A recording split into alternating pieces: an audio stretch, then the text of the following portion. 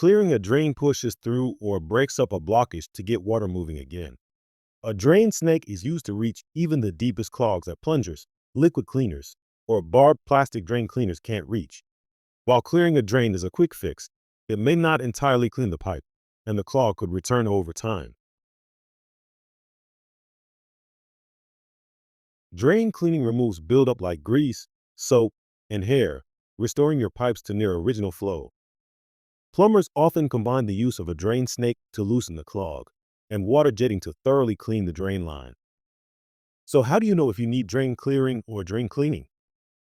Drain clearing is a quick, temporary solution for isolated, single clogs.